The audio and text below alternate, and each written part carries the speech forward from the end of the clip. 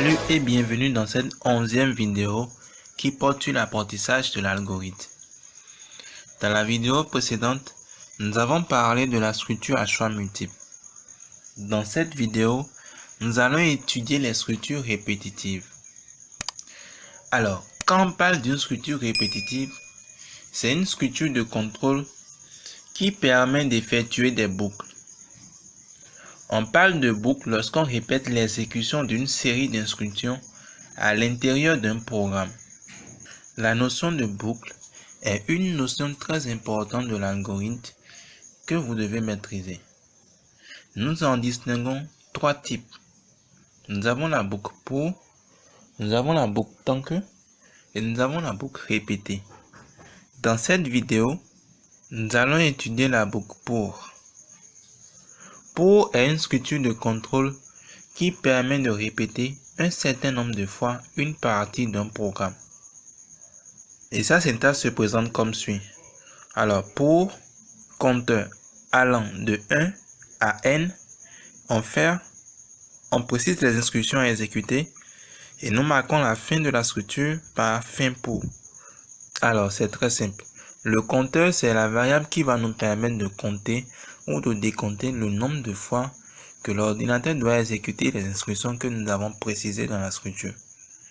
Et là, le chiffre n ou le caractère n que nous avons mentionné va nous permettre de pouvoir limiter clairement le nombre de fois que les instructions doivent être limitées. Et donc, si c'est 10, n va prendre la valeur 10. Si c'est 5, n va prendre la valeur 5.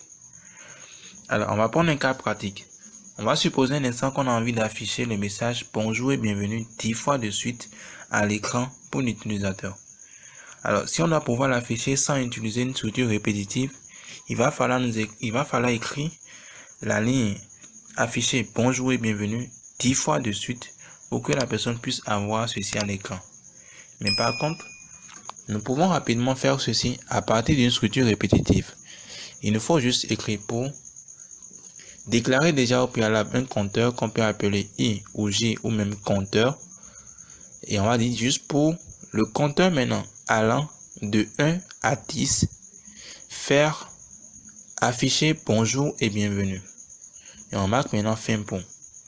Juste avec l'instruction que nous venons d'écrire, l'ordinateur va exactement nous afficher bonjour et bienvenue 10 fois.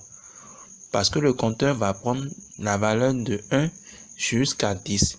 Et donc, chaque fois que le compteur sera en train de s'incrémenter, de changer de valeur, le message que nous avons mis en termes d'instruction dans la structure va chaque fois être exécuté.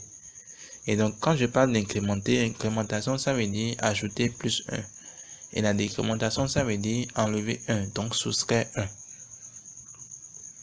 En résumé, chers amis, si vous voulez créer un algorithme et que vous remarquez que ce qu'on vous a demandé de faire, vous maîtrisez exactement le nombre de fois que vous voulez exécuter une partie de votre programme, la meilleure manière d'écrire un bon algorithme, c'est d'utiliser la structure pour. Et donc, elle est beaucoup plus utilisée quand vous avez vraiment la précision par rapport au nombre de fois que cette partie du programme doit être exécutée. Je prends un autre exemple, par exemple, vous pouvez facilement l'utiliser également pour écrire un algorithme, par exemple, qui permet d'afficher la table de multiplication de nombres. Vous voyez, généralement, quand on veut le faire, c'est qu'on sait déjà le nombre de fois que ça doit être exécuté. Et donc, si c'est une table allant de 0 à 12, on sait que ça va quitter 0 pour aller à 12. Et donc, la boucle pour est beaucoup plus utilisée quand nous maîtrisons clairement le nombre de fois que les instructions doivent être exécutées. Alors les amis, c'est tout pour cette vidéo. Nous allons continuer dans une prochaine vidéo et nous parlerons de la structure tant que. À très bientôt.